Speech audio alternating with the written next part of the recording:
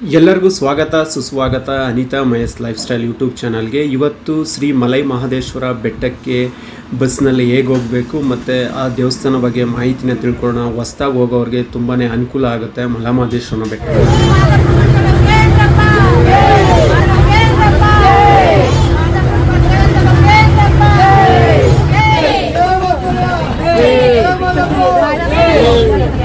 ಶ್ರೀ ಮಲೈ ಮಹದೇಶ್ವರನ ಬೆಟ್ಟ ಅಥವಾ MM hills ಅಂತಾನು ಕರೀತಾರೆ. ಇದು ಚಾಮರಾಜನಗರ ಜಿಲ್ಲೆ ಹನ್ನೂರು ತಾಲೂಕಿನಲ್ಲಿ ಬರುತ್ತೆ.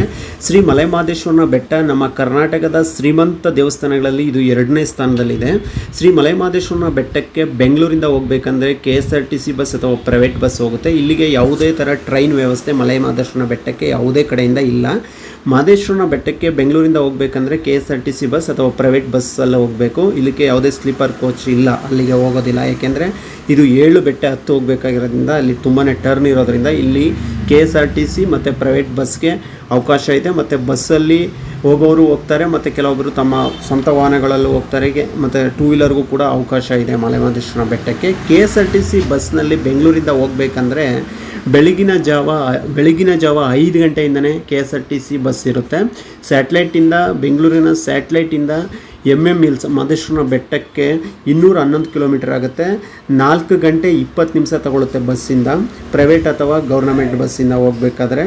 ಇದರ ಒಬ್ಬರಿಗೆ ಇಲ್ಲಿ ಬಸ್ ಚಾರ್ಜ್ ಬಂದು 278 ರೂಪಾಯಿ ಇರುತ್ತೆ. KSRTC ಬಸ್ಸಲ್ಲಿ ಒಬ್ಬರಿಗೆ ಮಲೈ ಮಹದೇಶ್ವರನ ಬೆಟ್ಟಕ್ಕೆ ಬೆಂಗಳೂರಿಂದ ಹೋಗಬೇಕಂದ್ರೆ 278 ರೂಪಾಯಿ ಇರುತ್ತೆ. ಮಲೈ ಮಹದೇಶ್ವರನ ಬೆಟ್ಟಕ್ಕೆ ಮೈಸೂರಿಂದ ಮಲೈ ಮಹದೇಶ್ವರನ ಬೆಟ್ಟಕ್ಕೆ 138 ಕಿಲೋಮೀಟರ್ ಆಗುತ್ತೆ. ಮೈಸೂರಿಂದ ಬೆಟ್ಟಕ್ಕೆ 3 ಗಂಟೆ 16 ನಿಮಿಷ ಜರ್ನಿ ಆಗುತ್ತೆ. ಕೊಳ್ಳೇಗಾಲದಿಂದ ಮಹದೇಶ್ವರನ ಬೆಟ್ಟಕ್ಕೆ 1 ಗಂಟೆ 48 ನಿಮಿಷ ಆಗುತ್ತೆ. ಅರೌಂಡ್ 2 ಗಂಟೆ ಬೇಕಾಗುತ್ತೆ. 72 ಕಿಲೋಮೀಟರ್ ಇದೆ ಕೊಳ್ಳೇಗಾಲದಿಂದ ಮಹದೇಶ್ವರನ ಬೆಟ್ಟಕ್ಕೆ. ಮಲೈ ಮಹದೇಶ್ವರನ ಬೆಟ್ಟಕ್ಕೆ ಬೆಂಗಳೂರಿಂದ ಹೋಗಬೇಕಂದ್ರೆ ರಾಮನಗರ, ಮದ್ದೂರು, ಕೊಳ್ಳೇಗಾಲ, ಹನ್ನೂರು, ಮಹದೇಶ್ವರನ ಬೆಟ್ಟ ಇದೇ ಮಾರ್ಗದಲ್ಲೇ ಕೂಡ ಹೋಗಬೇಕು. ಎಲ್ಲಿಂದನೇ ಬರಲಿ, ಕರ್ನಾಟಕದ ಮೂಲೆಯಿಂದ ಇಲ್ಲಿಗೆ ಭಕ್ತಾದಿಗಳು ಬರುತ್ತೆ. ಯಾರು ಎಲ್ಲಿಂದನೇ ಬಂದರೂ ಕೊಳ್ಳೇಗಾಲಕ್ಕೆ ಬಂದೇ ಹೋಗಬೇಕು. ಕೊಳ್ಳೇಗಾಲದಿಂದ 72 ಕಿಲೋಮೀಟರ್ ಆಗುತ್ತೆ ಮಲೈ ಮಹದೇಶ್ವರನ ಬೆಟ್ಟಕ್ಕೆ. ಇಲ್ಲಿಗೆ KSRTC ಪ್ರೈವೇಟ್ ಬಸ್ ಇರುತ್ತೆ. ಇಲ್ಲಿಗೆ ಯಾವುದೇ ಥರ ಸ್ಲೀಪರ್ ಕೋಚ್ ಬಸ್ ಹೋಗೋದಿಲ್ಲ. ಯಾಕೆಂದರೆ ಇಲ್ಲಿ 7 ಬೆಟ್ಟ ಹತ್ತಿ ಮಲೈ ಮಹದೇಶ್ವರನ ಬೆಟ್ಟ ತಲುಪಬೇಕಾಗಿರೋದ್ರಿಂದ ತುಂಬಾ ಟರ್ನಿಂಗ್ ಇದೆ ಇಲ್ಲಿ. ಅದರಿಂದ ಇಲ್ಲಿ KSRTC ಮತ್ತು ಪ್ರೈವೇಟ್ ಬಸ್ಸು ಮತ್ತು ನಿಮ್ಮ ಸ್ವಂತ ವಾಹನಗಳು, ಕಾರು ಮತ್ತು ಬೈಕಿಂದನೂ ಕೂಡ ಹೋಗ್ಬೋದು. ಇಲ್ಲಿ ಮಹದೇಶ್ವರನ ಬೆಟ್ಟಕ್ಕೆ ಬೇರೆ ರಾಜ್ಯ, ಬೇರೆ ಜಿಲ್ಲೆಗಳಿಂದ ಬರುವ ಭಕ್ತಾದಿಗಳಿಗೆ ಮಹದೇಶ್ವರನ ಬೆಟ್ಟಕ್ಕೆ ಟ್ರೈನ್ ವ್ಯವಸ್ಥೆ ಇಲ್ಲ. ಇಲ್ಲಿ ಹತ್ತಿರದ ರೈಲ್ವೆ ಸ್ಟೇಷನ್ ಅಂದರೆ ಮೈಸೂರು ರೈಲ್ವೆ ನಿಲ್ದಾಣ. ಬೇರೆ ರಾಜ್ಯ ಅಥವಾ ಬೇರೆ ಜಿಲ್ಲೆಗಳಿಂದ ಬರೋರು ಟ್ರೈನಲ್ಲಿ ಬರಬೇಕಂದ್ರೆ ಮೈಸೂರು ರೈಲ್ವೆ ನಿಲ್ದಾಣಕ್ಕೆ ಬಂದು ಅಲ್ಲಿಂದ KSRTC ಬಸ್ಸಲ್ಲಿ ಮಹದೇಶ್ವರನ ಬೆಟ್ಟಕ್ಕೆ ಬರಬೇಕಾಗುತ್ತೆ. 138 ಕಿಲೋಮೀಟರ್ ಆಗುತ್ತೆ ಮೈಸೂರಿಂದ ಮಹದೇಶ್ವರನ ಬೆಟ್ಟಕ್ಕೆ. ಇದು ಮಲೈ ಮಹದೇಶ್ವರನ ಬೆಟ್ಟದ KSRTC ಬಸ್ ನಿಲ್ದಾಣ. KSRTC ಬಸ್ ನಿಲ್ದಾಣದ ಪಕ್ಕದಲ್ಲೇ ಪ್ರೈವೇಟ್ ಬಸ್ ನಿಲ್ದಾಣನೂ ಕೂಡ ಇದೆ. ನೀವು ಬೆಂಗಳೂರು ಅಥವಾ ಮೈಸೂರಿಂದ ಬೆಳಗಿನ ಜಾವನೇ ಹೊರಟ್ರೆ ಇಲ್ಲಿ ಮಲೈ ಮಹದೇಶ್ವರನ ಬೆಟ್ಟಕ್ಕೆ ಬಂದು ದೇವರ ದರ್ಶನ, ಮಹದೇಶ್ವರನ ದರ್ಶನ ಪಡೆದು ನೀವು ವಾಪಸ್ ಬೆಂಗಳೂರು ಅಥವಾ ಮೈಸೂರಿಗೆ ಒಂದು ದಿನದಲ್ಲೇ ಬಂದು ದರ್ಶನ ಮಾಡಿ ಹೋಗ್ಬೋದು. ನೀವು ಬೇರೆ ಜಿಲ್ಲೆ ಅಥವಾ ರಾಜ್ಯದಿಂದ ಬಂದರೆ ನೀವು ಒಂದು ದಿನ ಇಲ್ಲಿ ಉಳಿದುಕೊಳ್ಬೇಕಾಗುತ್ತೆ. ಉಳಿದುಕೊಳ್ಳೋದಕ್ಕೆ ಇಲ್ಲಿ ರೂಮ್ ವ್ಯವಸ್ಥೆ ಎಲ್ಲ ಇದೆ. ಮಲೈ ಮಹದೇಶ್ವರನ ಬೆಟ್ಟ ಕರ್ನಾಟಕ ಸರ್ಕಾರದ ಆಡಳಿತಕ್ಕೆ ಒಳಪಟ್ಟಿದೆ. ಮುಜರಾಯಿ ಇಲಾಖೆಗೆ ಸರ್ಕಾರದ ಆಡಳಿತಕ್ಕೆ ಒಳಪಟ್ಟಿರ್ತಕ್ಕಂಥ ಮಹದೇಶ್ವರನ ಬೆಟ್ಟದಲ್ಲಿ ರೂಮ್ ವ್ಯವಸ್ಥೆ ತುಂಬಾ ಚೆನ್ನಾಗಿದೆ. ಅದು ದೇವಸ್ಥಾನದ ಆಡಳಿತ ಮಂಡಳಿಯಿಂದನೇ ರೂಮ್ ಕೊಡ್ತಾರೆ. ನೀವೇನಾದ್ರು ಮಲೈ ಮಹದೇಶ್ವರನ ಬೆಟ್ಟಕ್ಕೆ ಬಂದ ತಕ್ಷಣ KSRTC ಬಸ್ ನಿಲ್ದಾಣದ ಎದುರುಗಡೆನೇ ಇನ್ಫಾರ್ಮೇಷನ್ ಸೆಂಟರ್ ಮಾಹಿತಿ ಕೇಂದ್ರ ಇದೆ. ನೀವೇನಾದರೂ ಒಂದಿನ ಇಲ್ಲಿ ಉಳ್ಕೊಳ್ಬೇಕಂದ್ರೆ ಇಲ್ಲಿ ಹೋಗಿ ಇನ್ಫಾರ್ಮೇಷನ್ ಸೆಂಟ್ರಲ್ಲಿ ನೀವು ನಿಮ್ಮ ರೂಮ್ನ ನೀವು ಇಲ್ಲಿ ಬುಕ್ ಮಾಡ್ಕೋಬೋದು. 150 ರೂಪಾಯಿಂದ 1000 ರೂಪಾಯಿ ಗಟ್ಟಲೆ ರೂಮ್ ಇದೆ. ನಿಮಗೆ ನಿಮ್ಮ ಆರ್ಥಿಕ ಶಕ್ತಿಗೆ ಅನುಗುಣವಾಗಿ ನೀವು ರೂಮ್ ಮಾಡ್ಕೊಳ್ಬೋದು. ಮಹದೇಶ್ವರನ ಬೆಟ್ಟಕ್ಕೆ ಬಂದ ಮೇಲೆ ನೋಡಿ ಇಲ್ಲಿ ಒಂದು ವಿಗ್ರಹ ಕಾಣ್ತಾ ಇದೆ, ಮಲೈ ಮಹದೇಶ್ವರನ ಸ್ಟ್ಯಾಚು. ಇದು ಬೊಮ್ಮಾಯಿ ಮುಖ್ಯಮಂತ್ರಿ ಆದಾಗ ಉದ್ಘಾಟನೆ ಮಾಡಿದರು. ಇದು ಮಹದೇಶ್ವರನ ಬೆಟ್ಟದಿಂದ ಎಲ್ಲೇ ನಿಂತ್ಕೊಂಡ್ರೂ ಈ ಮಲೈ ಮಹದೇಶ್ವರನ ಸ್ಟ್ಯಾಚು ನಿಮಗೆ ಕಾಣುತ್ತೆ. ತುಂಬಾ ದೇವರೇ ಪ್ರತ್ಯಕ್ಷ ಆದಂಗೆ ಕಾಣುತ್ತೆ. ಮಲೈ ಮಹದೇಶ್ವರನ ಬೆಟ್ಟಕ್ಕೆ ಬಂದಾಗ ಇದು ಮಲೈ ಮಹದೇಶ್ವರನ ಬೆಟ್ಟದ ದೇವಸ್ಥಾನದ ಮುಂಭಾಗ ರಂಗಮಂದಿರ. ತುಂಬ ಜನ ಏನಾದರೂ ರೂಮ್ ಮಾಡ್ಕೊಳ್ಳಿಲ್ಲ ಅಂದರೆ ಇಲ್ಲೇ ಕೂಡ ರಾತ್ರಿ ಒಂದು ಚಾಪೆ ಹಾಕ್ಕೊಂಡು ಅಥವಾ ಟಾರ್ಪಲ್ ಹಾಕ್ಕೊಂಡು ಇಲ್ಲೇ ಮಲ್ಕೊಂಡು ಮತ್ತು ದೇವರ ದರ್ಶನ ಮಾಡಿಕೊಂಡು ಬೆಳಿಗ್ಗೆ ಅವರವ್ರ ಊರಿಗೆ ತಲುಪ್ತಾರೆ. ಇದು ವಿಶಾಲವಾಗಿದೆ. ಮತ್ತು ಏನಾದರೂ ವಿಶೇಷ ದಿನಗಳಲ್ಲಿ ಇಲ್ಲಿ ಏನಾದರೂ ನಾಟಕ ನಡೀತಾ ಇದೆ ಅಂದರೆ ಇಲ್ಲೇ ಕೂಡ ನಾಟಕ ಪ್ರದರ್ಶನ ಕೂಡ ನಡೀತಾ ಇದೆ. ಇಲ್ಲೆಲ್ಲ ಸೇವಾ ಕೇಂದ್ರಗಳಿದೆ, ಇಲ್ಲಿ ಕೌಂಟರ್ ಇದೆ. ನೀವೇನಾದರೂ ಯಾವುದಾದ್ರು ಹರಕೆ ಹಾಕ್ಕೊಂಡಿದ್ರೆ ಚಿನ್ನದ ತೇರು ಎಳಿಸೋದು, ಬೆಳ್ಳಿ ರಥ, ರುದ್ರಾಕ್ಷಿ ವಾಹನ, ಬಸವ ವಾಹನ, ಇಲ್ಲಿ ಟಿಕೆಟ್ ತಗೊಳ್ಳೋದಕ್ಕೆ ಇದು ಸೇವಾ ಕೇಂದ್ರಗಳು ಇದು ಟಿಕೆಟ್ ತಗೊಳ್ಳೋದಕ್ಕೋಸ್ಕರ. ಇವು ಮಲೆಮಹದೇಶ್ವರನ ಬೆಟ್ಟಕ್ಕೆ ಬಂದಾಗ ಭಕ್ತಾದಿಗಳಿಗೆ ಇಲ್ಲಿ ಊಟದ ವ್ಯವಸ್ಥೆ ದೇವಸ್ಥಾನದ ವತಿಯಿಂದನೇ 3 ಟೈಮ್ ಬೆಳಿಗ್ಗೆ ತಿಂಡಿ, ಮಧ್ಯಾಹ್ನ ಊಟ ಮತ್ತು ರಾತ್ರಿ ಊಟದ ವ್ಯವಸ್ಥೆ ಇಲ್ಲಿ 3 ಟೈಮು ಕೂಡ ಇಲ್ಲಿ ಊಟದ ವ್ಯವಸ್ಥೆ ಮಲೆಮಹದೇಶ್ವರನ ಬೆಟ್ಟದಲ್ಲಿ ಇರುತ್ತೆ ನಿಮಗೆ. ಮತ್ತು ಇಲ್ಲಿ ನಿಮಗೆ ಯಾವ್ಯಾವುದು ಸೇವೆಗೆ ಎಷ್ಟು ಅಮೌಂಟ್ ಇದೆ, ಅದ್ರ ದುಡ್ಡು ಎಷ್ಟಿದೆ ಅನ್ನೋದು ಇಲ್ಲಿ ಕೂಡ ನಿಮಗೆ ಇನ್ಫಾರ್ಮೇಷನ್ ಇಲ್ಲಿ ಸಿಗುತ್ತೆ. ಯಾಕೆಂದರೆ ತುಂಬ ಜನ ಹರಕೆ ಹಾಕ್ಕೊಂಡಿರ್ತಾರೆ ಚಿನ್ನದ ರಥ, ಬೆಳ್ಳಿ ರಥ ಅಥವಾ ಬಸವನ ಇಳಿಸ್ಬೇಕು ಅಂತ. ಅದರದ ಒಂದು ಸೇವಾ ವಿವರಗಳು ಇಲ್ಲಿ ನಿಮಗೆ ಸಿಗುತ್ತೆ.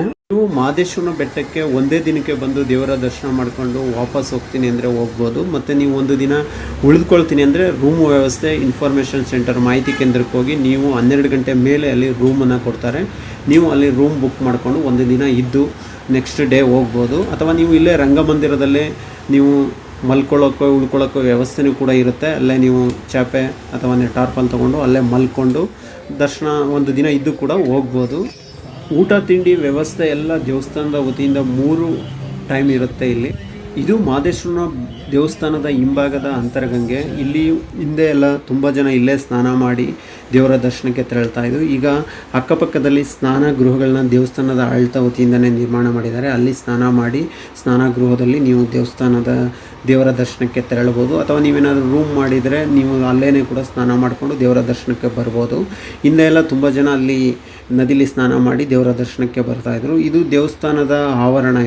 ಇಲ್ಲಿ ತುಂಬ ಶುಚಿತ್ವನ ಕಾಪಾಡ್ಕೊಂಡಿದ್ದಾರೆ. ನೀವೇನಾದರೂ ಚಪ್ಪಲಿನ ಇಲ್ಲಿ ಅಕ್ಕಪಕ್ಕ ಎಲ್ಲಿ ಬಿಡಬಾರ್ದು. ಇಲ್ಲಿ ಚಪ್ಪಲಿ ಸ್ಟ್ಯಾಂಡ್ ವ್ಯವಸ್ಥೆ ಇದೆ, ಉಚಿತವಾಗಿ, ಅದಕ್ಕೆ ಯಾವುದೇ ಥರ ಚಾರ್ಜ್ ಇಲ್ಲ. ಚಪ್ಪಲಿ ಸ್ಟ್ಯಾಂಡ್ 2-3 ಕಡೆ ಇದೆ. ಅಲ್ಲಿ ನೀವು ನಿಮ್ಮ ಚಪ್ಪಲಿನ ಬಿಟ್ಟು ದೇವರ ದರ್ಶನಕ್ಕೆ ಹೋಗ್ಬೋದು ಇಲ್ಲಿ. ಮತ್ತು ಕುಡಿಯೋ ನೀರಿನ ಸೌಲಭ್ಯ ಎಲ್ಲ ತುಂಬಾ ಸುತ್ತಮುತ್ತ ವ್ಯವಸ್ಥೆ ಮಾಡಿದ್ದಾರೆ.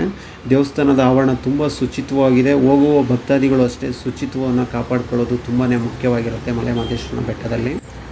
ಮಹದೇಶ್ವರನ ಬೆಟ್ಟಕ್ಕೆ KSRTC ಬಸ್ ನಿಲ್ದಾಣದ ಹಿಂಭಾಗನೇ ಈ ಮುಖ್ಯ ರಸ್ತೆ ಬರುತ್ತೆ. ಈ ಮುಖ್ಯ ರಸ್ತೆಯಲ್ಲಿ ನಾವು ದೇವಸ್ಥಾನಕ್ಕೆ ಹೋಗಬೇಕು ಅಂದರೆ ಸ್ವಲ್ಪ ದೂರ ಆಗುತ್ತೆ. ನಾವು KSRTC ಬಸ್ ಇಳಿದ ತಕ್ಷಣ ಅದರ ಮುಂಭಾಗನೇ ನಾವು ಸಾಲ್ಟ್ ಕಟ್ಟಲ್ಲಿ ಹೋದರೆ ರಂಗಮಂದಿರ ಪ್ರವೇಶಿಸಿ ನಂತರ ದೇವಸ್ಥಾನಕ್ಕೆ ಹೋಗ್ಬೋದು. ಅದು ತುಂಬ ಹತ್ತಿರ ಇದೆ. ಇದು ವಿಡಿಯೋ ತೋರಿಸೋದಕ್ಕೋಸ್ಕರ ಈ ಮುಖ್ಯ ರಸ್ತೆನ ತೋರಿಸ್ತಾ ಇದ್ದೀನಿ. ನಾವೇನಾದರೂ ನಮ್ಮ ಸ್ವಂತ ವಾಹನ ಅಥವಾ ನೀವೇನಾದರೂ ನಿಮ್ಮ ಸ್ವಂತ ವಾಹನ, ಕಾರ್ ಅಥವಾ ಬೈಕ್ ಅಥವಾ TT ಮಾಡ್ಕೊಂಡು ಏನಾರು ಬಂದಿದ್ದರೆ ನೀವು ಆ ಗಾಡಿಗಳನ್ನ ನಿಲ್ಲಿಸೋದಕ್ಕೆ ಇಲ್ಲಿ ವಿಶಾಲವಾದ ವ್ಯವಸ್ಥೆ ಇದೆ. ಅದಕ್ಕೆ ಒಂದು ದಿನಕ್ಕೆ ಇಷ್ಟು ಚಾರ್ಜ್ ಅಂತ ಇರುತ್ತೆ. ಆ ಚಾರ್ಜಸ್ನ ನೀವು ಇಲ್ಲಿ ಕೊಟ್ಟು ನೀವು ಇಲ್ಲಿ ನಿಮ್ಮ ವೆಹಿಕಲ್ಸ್ನ ನಿಲುಗಡೆ ಮಾಡ್ಬೋದು.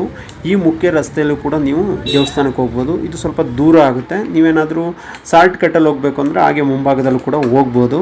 ಇದು ನಾನು ವಿಡಿಯೋ ತೋರಿಸೋದಕ್ಕೋಸ್ಕರ ನಾನು ಫಸ್ಟ್ ಟೈಮ್ ಹೋಗೋರಿಗೆ ಅನುಕೂಲ ಆಗಲಿ ಅಂತ ಈ ವಿಡಿಯೋ ತೋರಿಸ್ತಾ ಇರೋದು. ಇಲ್ಲಿ ಕೂಡ ರೂಮ್ ವ್ಯವಸ್ಥೆ ಇದೆ. ಏನಾದರೂ ಕಡಿಮೆ ಅಮೌಂಟಲ್ಲಿ ರೂಮ್ ಮಾಡ್ಕೊಂಡವ್ರಿಗೆ ಇಲ್ಲಿ ಕಡಿಮೆ ರೇಂಜಲ್ಲಿ ರೂಮ್ ಮಾಡ್ಕೊಂಡವ್ರಿಗೆ ಇಲ್ಲಿ ರೂಮ್ ವ್ಯವಸ್ಥೆ ಕೂಡ ಇದೆ. ಈ ದಾರಿಲಿ ನೋಡಿ ಮುಖ್ಯ ರಸ್ತೆಯಲ್ಲಿ ದೇವಸ್ಥಾನಕ್ಕೆ ಹೋಗುತ್ತೆ. ವಿಶಾಲವಾಗಿದೆ, ರೋಡ್ ವ್ಯವಸ್ಥೆ ಎಲ್ಲ ಚೆನ್ನಾಗಿದೆ. ತುಂಬ ಶುಚಿತ್ವನ ಮೇಂಟೈನ್ ಮಾಡಿದ್ದಾರೆ ಇಲ್ಲಿ ಮಹದೇಶ್ವರನ ಬೆಟ್ಟದಲ್ಲಿ. ನೋಡಿ ಎಷ್ಟು ಕ್ಲೀನಾಗಿದೆ ಇಲ್ಲಿ ನೋಡಿ ಲೆಫ್ಟ್ ಸೈಡಲ್ಲೆಲ್ಲ ರೂಮ್ಗಳಿವೆ. ಏನಾದರೂ 150 ರೂಪಾಯಿಗೆ 200 ರೂಪಾಯಿಗೆ ರೂಮು ಇಲ್ಲಿ ಸಿಗುತ್ತೆ. ಇಲ್ಲಿ ಏನಾದರೂ 15 ಜನ 20 ಜನ ಬಂದರೆ ಒಟ್ಟಾಗಿರೋದಕ್ಕೂ ಕೂಡ ಒಂದು ರೂಮ್ ವ್ಯವಸ್ಥೆ ಸಿಗುತ್ತೆ ಇಲ್ಲಿ. ಮತ್ತು ನೀವೇನಾದರೂ ಚೆನ್ನಾಗಿರೋ ರೂಮ್ ಮಾಡ್ಕೊಳ್ಬೇಕಂದ್ರೆ 750 ರೂಪಾಯಿ ಇರುತ್ತೆ. 950 ರೂಪಾಯಿಗೆ AC ರೂಮ್ ಇರುತ್ತೆ. ಅಂದರೆ 12 ಗಂಟೆ ಮೇಲೆ ರೂಮ್, ಪ್ರತಿದಿನ 12 ಗಂಟೆ ಮೇಲೆ ರೂಮ್ ವಿತರಣೆ ಮಾಡ್ತಾರೆ. ಯಾಕೆಂದರೆ ಇವತ್ತು 12 ಗಂಟೆಗೆ ರೂಮ್ ಬುಕ್ ಮಾಡಿದ್ರೆ ನೆಕ್ಸ್ಟ್ ಡೇ 12 ಗಂಟೆ ಒಳಗಡೆ ಚೆಕ್ಔಟ್ ಮಾಡಬೇಕಾಗುತ್ತೆ. ಆ ಥರ ಇರುತ್ತೆ. ನೀವು ರೂಮ್ ಬುಕ್ ಮಾಡಬೇಕಾದ್ರೆ ನಿಮಗೆ ರೂಮ್ ರೆಂಟ್ ಎಷ್ಟಿರುತ್ತೆ, ಒಂದು ದಿನಕ್ಕೆ 400 ರೂಪಾಯಿ ಇದ್ದರೆ ಅವರು ಅಡ್ವಾನ್ಸ್ 400 ರೂಪಾಯಿ ಮತ್ತು ರೂಮ್ ರೆಂಟ್ 400 ರೂಪಾಯಿ ತಗೊಳ್ತಾರೆ. ಮತ್ತು ನೀವು ರೂಮ್ ಚೆಕ್ಔಟ್ ಮಾಡಿದಾಗ ಖಾಲಿ ಮಾಡಬೇಕಾದ್ರೆ ಆ 400 ರೂಪಾಯಿ ಅಡ್ವಾನ್ಸ್ನ ನಿಮಗೆ ಅವರು ರಿಟರ್ನ್ ಮಾಡ್ತಾರೆ, ವಾಪಸ್ ಕೊಡ್ತಾರೆ. ಹೊಸದಾಗಿ ಬೆಟ್ಟಕ್ಕೆ ಬರೋರಿಗೆ ಅನುಕೂಲ ಆಗಲಿ ಅಂತ ಇಷ್ಟು ಇನ್ಫಾರ್ಮೇಷನ್ ತಿಳಿಸ್ಕೊಟ್ಟಿದ್ದೀನಿ. ಬನ್ನಿ ಇವಾಗ ದೇವಸ್ಥಾನಕ್ಕೆ ಪ್ರವೇಶ ಮಾಡೋಣ. ಇದು ದೇವಸ್ಥಾನಕ್ಕೆ ಪ್ರವೇಶ ಮಾಡೋ ಮುಖ್ಯ ದಾರಿ. ಇಲ್ಲಿ ದೇವಸ್ಥಾನದ ಮುಖ್ಯ ದಾರಿಯಿಂದ ಹೋದಾಗ ಲೆಫ್ಟ್ ಸೈಡ್ ಹೋದರೆ ಅಂತರಗಂಗೆಗೆ ಹೋಗುತ್ತೆ. ಫಸ್ಟು ನಿಮಗೆ ಅನ್ನದಾಸೋಹ ಕೇಂದ್ರ ಸಿಗುತ್ತೆ. ನಂತರ ಅಲ್ಲಿ ಪೂಜಾ ಸಾಮಗ್ರಿಗಳು ತಗೊಳ್ಳೋದಕ್ಕೆ ಅಲ್ಲಿ ಅಂಗಡಿಗಳನ್ನೆಲ್ಲ ಹಾಕ್ಕೊಂಡಿರ್ತಾರೆ. ಅಲ್ಲಿ ಪೂಜಾ ಸಾಮಗ್ರಿ ತೊಗೊಂಡು ಇಲ್ಲಿ ಬಂದು ಪೂಜೆ ಮಾಡಿಸ್ಬೇಕು.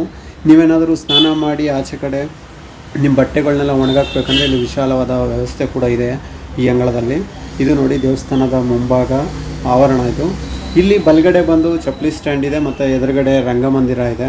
ಅಲ್ಲಿ ಕೂಡ ರಾತ್ರಿ ಹೊತ್ತು ರೂಮ್ ಮಾಡಲಿಲ್ಲ ಅಂದರೆ ಅಲ್ಲಿ ಆ ದಿನ ಉಳ್ಕೊಳ್ಳೋರು ಆ ದಿನ ಅಲ್ಲಿ ಉಳ್ಕೊಳ್ತಾರೆ. ರಂಗಮಂದಿರದಲ್ಲೂ ಕೂಡ ಇಲ್ಲಿ ತುಂಬ ವಿಶಾಲವಾಗಿದೆ ಜಾಗ ಎಲ್ಲ. ಅಲ್ಲಿ ಚಾಪೆ ಅಥವಾ ಟಾರ್ಪಲ್ ಹಾಕ್ಕೊಂಡು ಅಲ್ಲಿ ಕೂಡ ಮಲಗ್ತಾರೆ ರಾತ್ರಿ ವೇಳೆ ಯಾರಾದ್ರು ತಂಗಿದ್ರೆ. ಇಲ್ಲಿ ಚಪ್ಪಲಿ ಸ್ಟ್ಯಾಂಡಲ್ಲಿ ನಿಮ್ಮ ಚಪ್ಪಲಿ ಬಿಟ್ಟು ಹೋಗಬೇಕು. ಇಲ್ಲಿ ಉಚಿತ ಇರುತ್ತೆ, ಇದಕ್ಕೆ ಯಾವುದೇ ಚಾರ್ಜ್ ತಗೊಳ್ಳಲ್ಲ ಚಪ್ಪಲಿ ಸ್ಟ್ಯಾಂಡ್ ಹತ್ರ. ಇಲ್ಲೆಲ್ಲ ನೋಡಿ, ಇದು ದೇವಸ್ಥಾನದ ಮುಂಭಾಗ. ಇಲ್ಲಿಂದ ನಾವು ದರ್ಶನಕ್ಕೆ ಹೋಗಬೇಕು. ಈ ದಾರಿಲಿ ಲಾಡು ಪ್ರಸಾದ ಇಲ್ಲಿ ತೆಗೆದುಕೊಳ್ಬೇಕಾಗತ್ತೆ. ಒಂದು ಲಾಡುಗೆ 25 ರೂಪಾಯಿ ಇರುತ್ತೆ.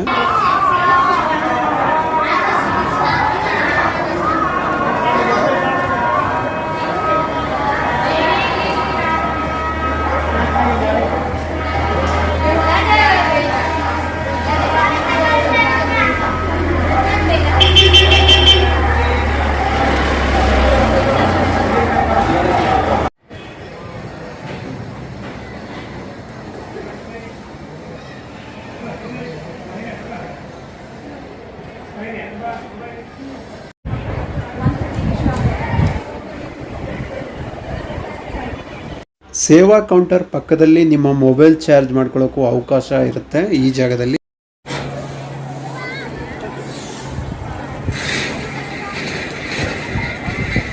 ಈ ಜಾಗದಲ್ಲಿ ಸರತಿ ಸಾಲಿನಲ್ಲಿ ನಿಂತು ಮಹದೇಶ್ವರ ದೇವರ ದರ್ಶನ ಮಾಡಬೇಕಾಗುತ್ತೆ.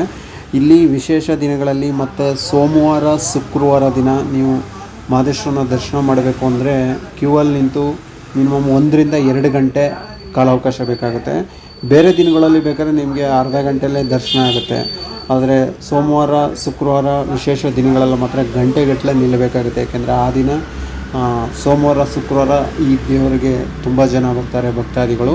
ಆ ಕಾರಣದಿಂದ ಶ್ರೀ ಮಹದೇಶ್ವರ ದೇವರ ದರ್ಶನ ಮಾಡಿಕೊಂಡು ಸಾಲಿನಲ್ಲಿ ಆಚೆ ಬರಬೇಕಾದ್ರೆ ಕಟ್ಟೆ ಬಸಪ್ಪನ ಸನ್ನಿಧಿ ಇದೆ, ಇಲ್ಲೂ ಕೂಡ ದರ್ಶನ ಮಾಡಿ ಬನ್ನಿ.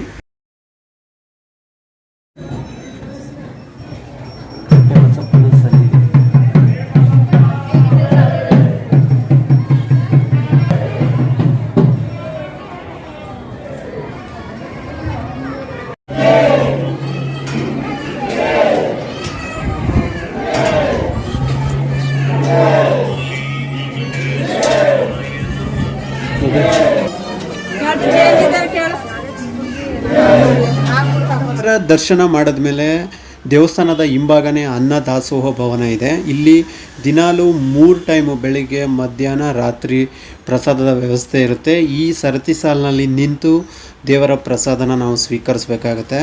ಇಲ್ಲಿ ಬಂದು ದರ್ಶನ ಮಾಡಾದ್ಮೇಲೆ ತುಂಬ ಭಕ್ತಾದಿಗಳು ಬಂದವರೆಲ್ಲ ಇಲ್ಲಿ ಪ್ರಸಾದ ಸೇವನೆ ಮಾಡೇ ಹೋಗ್ತಾರೆ. ಏಕೆಂದರೆ ತುಂಬಾ ಚೆನ್ನಾಗಿರುತ್ತೆ, ರುಚಿಯಾಗಿರುತ್ತೆ, ಸ್ವಚ್ಛವಾಗಿರುತ್ತೆ ಪ್ರಸಾದ. ಇಲ್ಲಿ ನೋಡಿ, ಪ್ರಸಾದಕ್ಕೋಸ್ಕರ ಕ್ಯೂ ಅಲ್ಲಿ ಭಕ್ತಾದಿಗಳು ನಿಂತು ಪ್ರಸಾದ ಸೇವನೆಗೆ ಕಾಯ್ತಾ ಇರೋದು.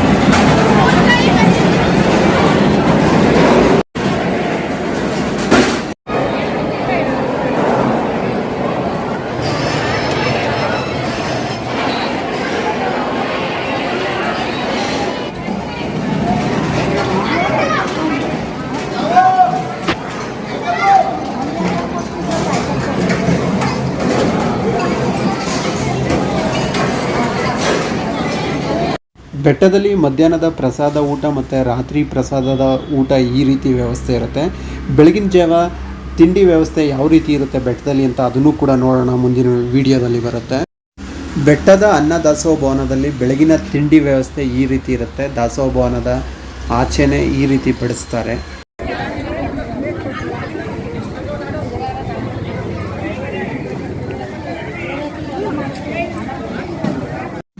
ಮಹದೇಶ್ವರನ ಬೆಟ್ಟದಲ್ಲಿ ಪ್ರತಿದಿನ ರಾತ್ರಿ 7 ಗಂಟೆ ಮೇಲೆ ಚಿನ್ನದ ರಥೋತ್ಸವ, ಚಿನ್ನದ ತೇರನ್ನ ಎಳಿತಾರೆ. ತುಂಬ ಭಕ್ತಾದಿಗಳು ಚಿನ್ನದ ತೇರು ಎಳಿಸ್ತೀನಿ ಅಂತ ಹರಕೆ ಕಟ್ಕೊಂಡಿರೋರು ಮಾದೇಶ್ವರನ ಬೆಟ್ಟಕ್ಕೆ ಬಂದಾಗ ಹರಕೆ ತೀರಿಸೋದಕ್ಕೆ ಒಂದು ದಿನ ಇಲ್ಲಿ ತಂಗಬೇಕಾಗುತ್ತೆ. ಪ್ರತಿದಿನ ಸಂಜೆ 4 ಗಂಟೆಗೆ ಚಿನ್ನದ ತೇರು ಎಳಿಸೋ ಭಕ್ತಾದಿಗಳಿಗೆ ಟಿಕೆಟ್ ವಿತರಣೆ ಮಾಡ್ತಾರೆ. 3001 ಕೊಟ್ಟು ರಸೀದಿ ಪಡೆದು ಸಂಜೆ 4 ಗಂಟೆ ಮೇಲೆ, ಸಂಜೆ 6 ಗಂಟೆ ಮೇಲೆ ಆ ರಸೀದಿ ಕೊಟ್ಟು ದೇವರ ಕಳಸ, ಗದ್ದಿಗೆ, ಶಾಲನ್ನ ಪಡೆದು ಚಿನ್ನದ ರಥೋತ್ಸವದಲ್ಲಿ ಪಾಲ್ಗೊಳ್ಬೇಕಾಗುತ್ತೆ. ತುಂಬಾ ಚೆನ್ನಾಗಿರುತ್ತೆ ಚಿನ್ನದ ರಥೋತ್ಸವ ನೋಡಲಿಕ್ಕೆ.